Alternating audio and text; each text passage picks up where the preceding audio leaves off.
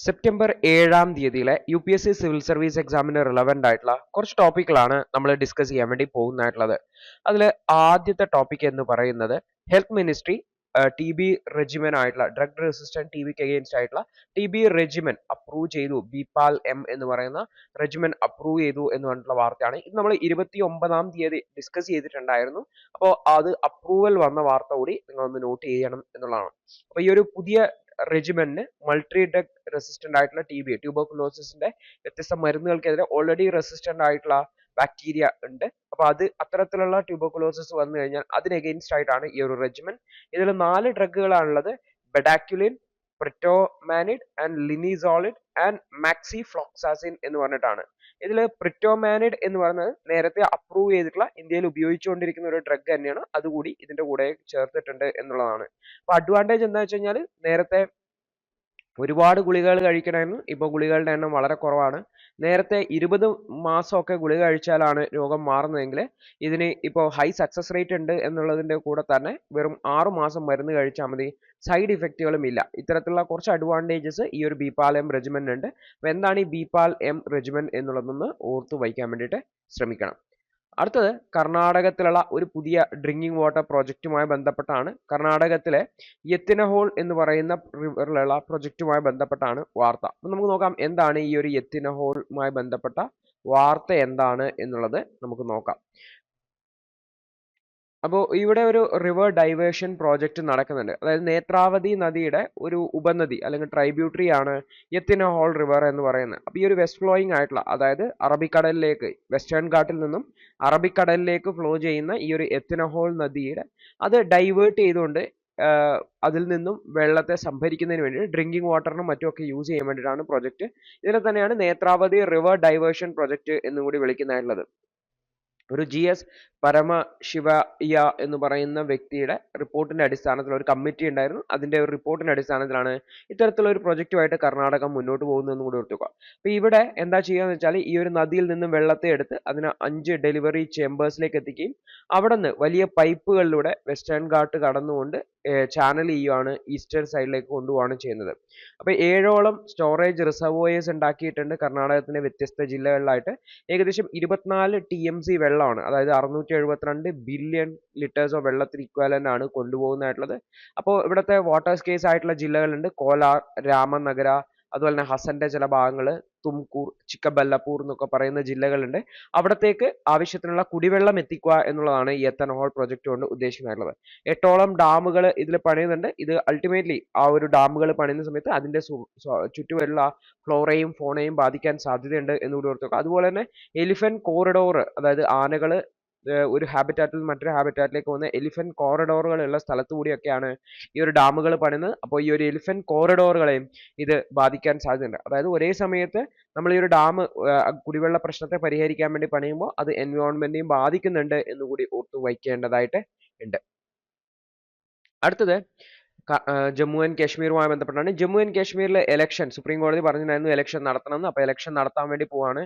അപ്പോൾ ഈ ഒരു ഇലക്ഷൻ നടക്കുമ്പോൾ പ്രധാനപ്പെട്ട ഒരു വാഗ്ദാനം എന്ന് വെച്ചാൽ പബ്ലിക് സേഫ്റ്റി ആക്ട് പിൻവലിക്കും എന്ന് പറഞ്ഞിട്ടുള്ള ഒരു വാഗ്ദാനമാണ്. അപ്പോൾ നമുക്ക് നോക്കാം എന്താണ് വിഷയം എന്നുള്ളത്. അപ്പോൾ legislative assembly elections Jammu and കാശ്മീരിൽ ഷെഡ്യൂൾ ചെയ്തിട്ടുണ്ട്. സെപ്റ്റംബർ ഒക്ടോബർ മാസത്തിലായിട്ട് 3 ഘട്ടങ്ങളിലായിട്ടാണ് 90 അംഗ ലെജിസ്ലേറ്റീവ് അസംബ്ലിയിലേക്ക് ഇലക്ഷൻ നടക്കുന്നതായിട്ടുള്ളത്.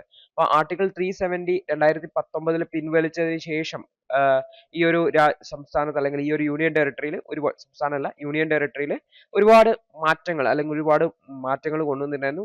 അപ്പം മിക്കവാറും എല്ലാ രാഷ്ട്രീയ പാർട്ടികളും അവരുടെ തെരഞ്ഞെടുപ്പ് വാഗ്ദാനമായി പറഞ്ഞിരിക്കുന്നത് വെച്ചാൽ 2019 ശേഷം കൊണ്ടുവന്നിട്ടുള്ള പല നടപടികളെയും പിൻവലിക്കുമെന്നും പബ്ലിക് സേഫ്റ്റി ആക്ടിനെ പിൻവലിക്കും എന്നുമാണ് പറഞ്ഞിരിക്കുന്നത്. അപ്പോൾ നമുക്ക് നോക്കണം എന്താണ് ഈ ഒരു പബ്ലിക് സേഫ്റ്റി ആക്ട് എന്ന് പറഞ്ഞാൽ. പബ്ലിക് സേഫ്റ്റി ആക്ട് എന്ന് പറഞ്ഞാൽ ജമ്മു ആൻഡ് കാശ്മീരിലെ പബ്ലിക് സേഫ്റ്റി ആക്ട് 1978 ഒരു ആക്ട് ആണ്. ഇതൊരു പ്രിവെന്റീവ് ഡിറ്റൻഷൻ ലോ ആണ്.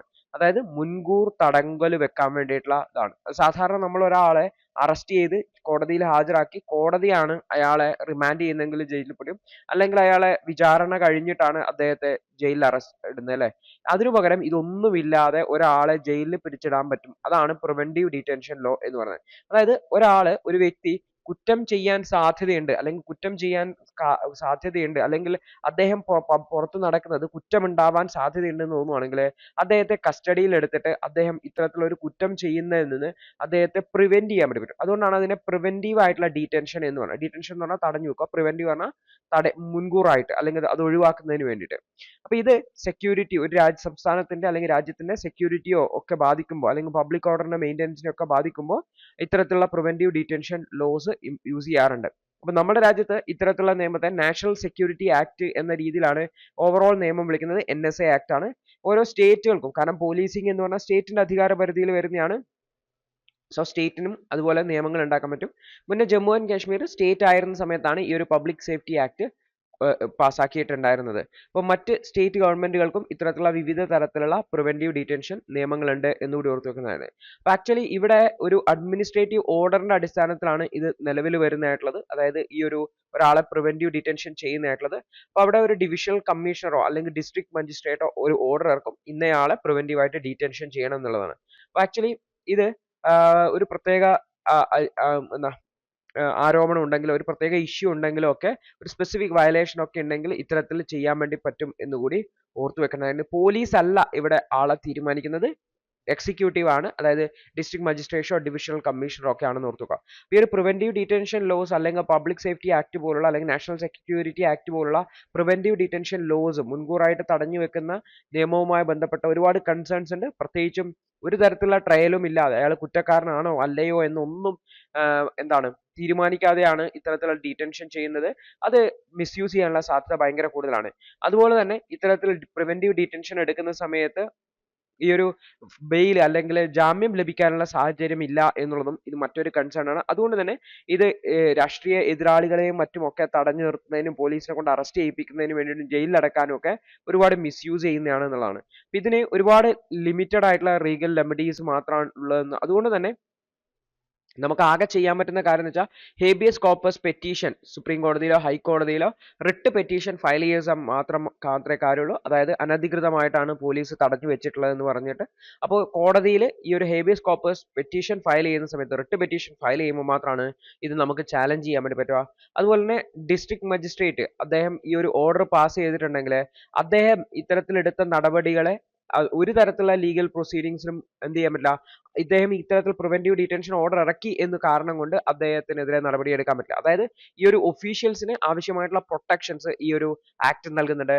അതുകൊണ്ട് തന്നെ ഇത്തരത്തിലുള്ള ഓർഡർ ഇറക്കുന്നത് വഴി ആ ഒഫീഷ്യൽസിന് യാതൊരു തരത്തിലുള്ള ലീഗൽ ഇഷ്യൂസും വരുന്നില്ല എന്നുകൂടി ഓർത്തു വെക്കേണ്ടതാണ്. അതായത് ഒരു ഓർഡർ ഇറക്കി അയാൾ അനധികൃതമായിട്ട് തടഞ്ഞു വെച്ചു എന്ന് പറഞ്ഞുകൊണ്ട് ആ ഒഫീഷ്യൽസിനെ നമുക്ക് എന്ത് ചെയ്യാൻ പറ്റില്ല, കോടതി കയറ്റാനോ ശിക്ഷ വാങ്ങിക്കൊടുക്കാനോ പറ്റില്ല. അതുകൊണ്ട് തന്നെ ഇത് മിസ്യൂസ് ചെയ്യാനുള്ള സാധ്യത വളരെ വളരെ കൂടുതലാണ്. അതാണ് പല ആൾക്കാരും അല്ലെങ്കിൽ എല്ലാ പാർട്ടികളും ഈ ഒരു നിയമത്തെ പിൻവലിക്കും എന്ന് പറയാൻ കാരണം എന്നുകൂടി ഓർത്തു വയ്ക്കേണ്ടതായിട്ടുണ്ട്. അടുത്തത് നമ്മൾ കഴിഞ്ഞ ദിവസം വെർട്ടിക്കൽ ഫിസിക്കൽ ഇംബാലൻസിനെ കുറിച്ച് ഡിസ്കസ് ചെയ്യുന്നതായിരുന്നു. അപ്പോൾ ഇവിടെയും ഫിസിക്കൽ ഡെഫിസിറ്റുമായി ബന്ധപ്പെട്ട ഒരു ആർട്ടിക്കിൾ തന്നെയാണ് വന്നിരിക്കുന്നത്. അപ്പോൾ ഫിസിക്കൽ ഡെഫിസിറ്റ് എന്ന് പറയുന്നത് കുറയ്ക്കേണ്ടതായിട്ടുണ്ട്, അല്ലെങ്കിൽ ഫിസിക്കൽ ഡെഫിസിറ്റിനെ കുറയ്ക്കേണ്ടതായിട്ടുണ്ട്, അല്ലെങ്കിൽ അതിനെ കൺട്രോൾ ചെയ്യേണ്ടതായിട്ട് കുറയ്ക്കേണ്ടതായിട്ടുണ്ട് എന്നതിനുപരി കുറച്ചുകൂടി കൺട്രോൾ ചെയ്യേണ്ടതായിട്ടുണ്ട് എന്ന് പറയുന്നതായിരിക്കും കാര്യം. എന്താണ് നമുക്ക് വിഷയം എന്ന് നോക്കാം. ദി ഹിന്ദുവിന്റെ ഇന്നത്തെ വിശകലനം കണ്ടതിന് നന്ദി. നിങ്ങൾക്ക് ഇത് സഹായകരമായെന്ന് വിശ്വസിക്കുന്നു. ഇന്നത്തെ ബാക്കിയുള്ള വാർത്തകളുടെ വിശകലനത്തിനു വേണ്ടി ഞങ്ങളുടെ ന്യൂസ് അനാലിസിസ് ക്ലാസ്സിൽ ജോയിൻ ചെയ്ത് പഠിക്കാവുന്നതാണ്. ഒരു മാസം വെറും 159 രൂപയ്ക്ക് നിങ്ങളുടെ UPSC തയ്യാറെടുപ്പിന് ആവശ്യമായ എല്ലാ പ്രധാന വിശദാംശങ്ങളും ഉൾക്കൊള്ളുന്ന ഒരു സമഗ്രമായ ന്യൂസ് അനാലിസിസ് നിങ്ങൾക്ക് മലയാളത്തിൽ ലഭിക്കും. കൂടാതെ സിവിൽ സർവീസിനു വേണ്ടിയുള്ള ജനറൽ സ്റ്റഡീസ് ക്ലാസുകൾ കൂടി മലയാളത്തിൽ മനസ്സിലാക്കി പഠിക്കാൻ ഞങ്ങളുടെ ലേണേഴ്സ് അൺലിമിറ്റഡ് ക്ലാസ്സിൽ ജോയിൻ ചെയ്യാം. മാസം വെറും 1500 രൂപയ്ക്ക്.